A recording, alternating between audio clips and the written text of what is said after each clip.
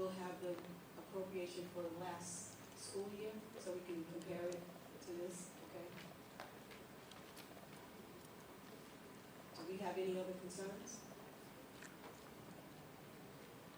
We're going to open this portion of the meeting up to public comment. So if you have any concerns, please.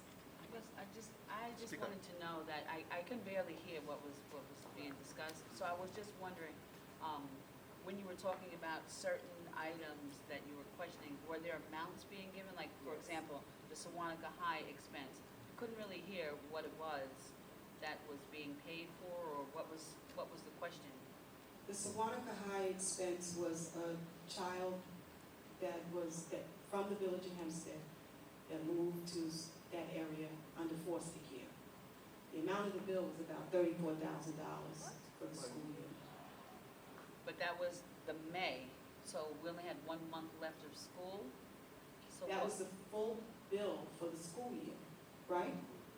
It was a bill for the entire school year. The Oh, the child had been there for the whole school year. Yes. So under, the McKinney-Vento, we have to pay it. This is where she lived prior to going into foster care.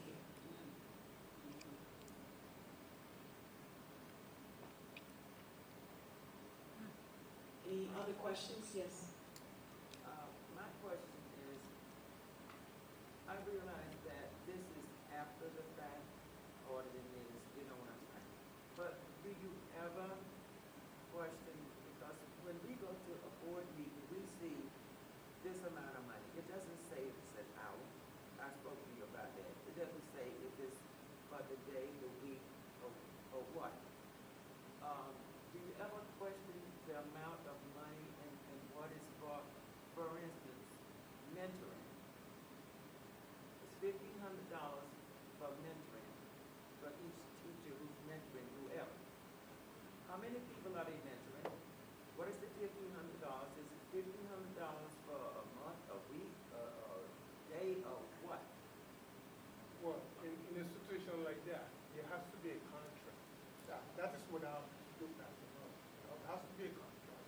And somebody within the district has to actually sign off that bill that they have checked the performance of whoever the teacher, the contractor, has satisfied the condition of the contract to get paid.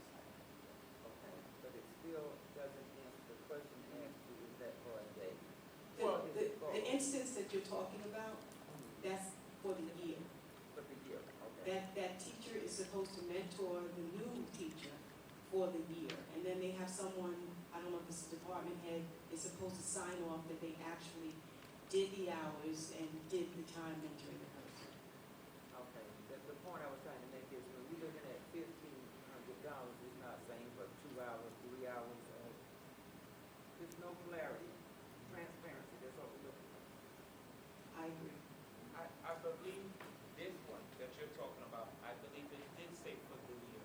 No, the one you're Things like talking that. about. Mentoring for it said for the 13, 14 school year, or I believe this one, I can talk about this one. It did say a time period.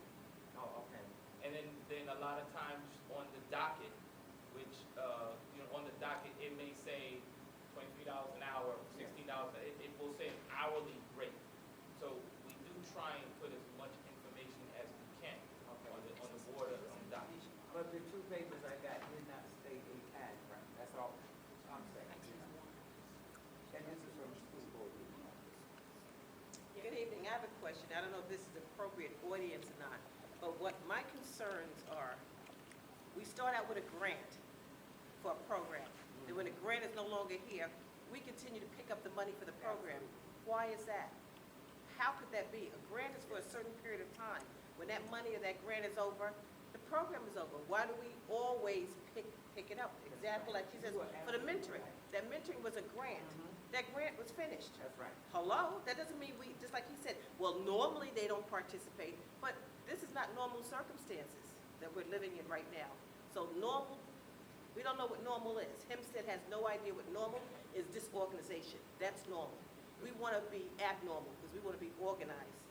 But why must we always continue something just because it's always been that way? Our district is last on the list, always been that way. It's not a good enough answer for anything in this district anymore. But when a grant expires, that's it. Unless we have such great outstanding results and we could afford to pay, if we could afford to pay for it, then we continue. If we can't afford to pay for it, or the results wasn't all that great, Let it go. you gotta let it go. Just like at home, you gotta decide when you go shopping. You got a budget and you got what you want. They don't always come together. You have to make the sacrifices. Well, that actually is a board, well, superintendent has to make a recommendation and the board has to vote on it.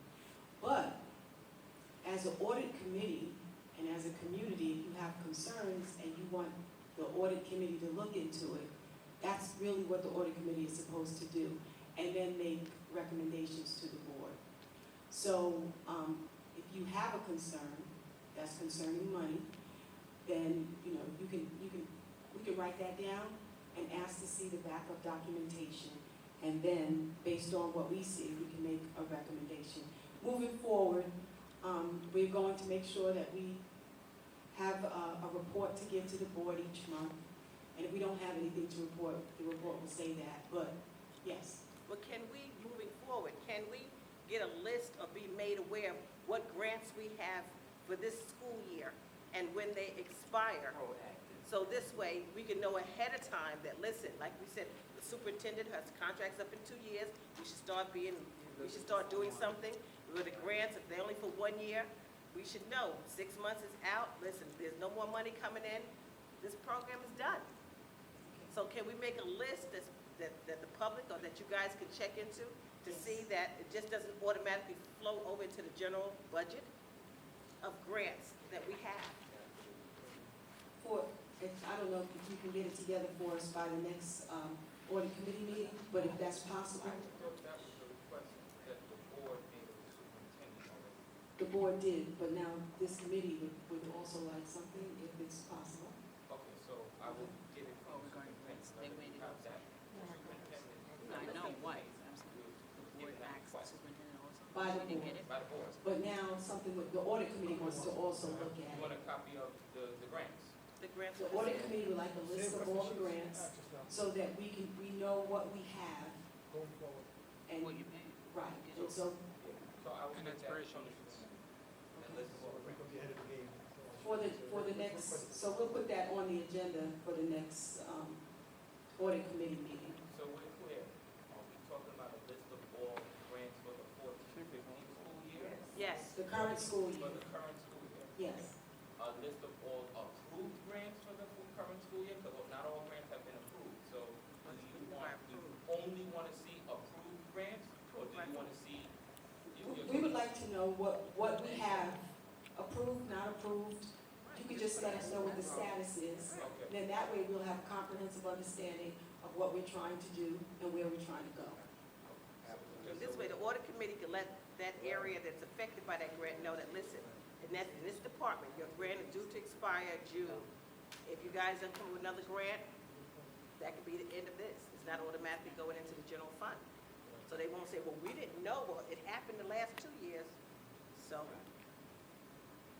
Thank you. thank you. I just have one question in reference to that. No, this is a question to you, being that you wear 2 hats. I'm wondering, are all the grants within the school district generated in the office of Dr. Rivers? Okay.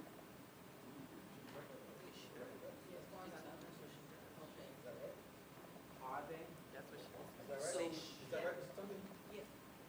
No, I don't know that. so I'm just wondering if that is true, can we just request the information from Dr. Rivers?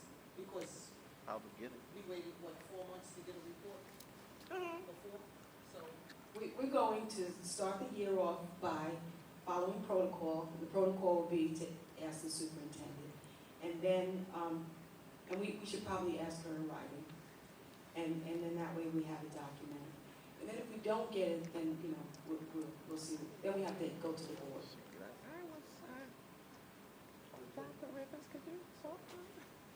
Another thing I want to suggest, based on what she said, is that what most higher institution does.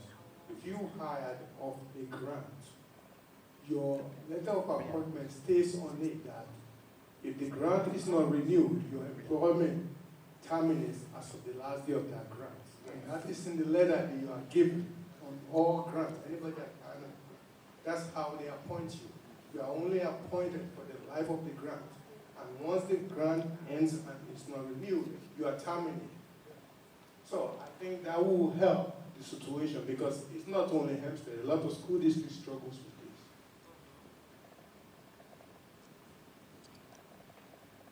I understand when you speak of other school districts, but sir, I don't give a rat's ass about other school districts. I'm concerned about my money's here, my children are here, and I live here.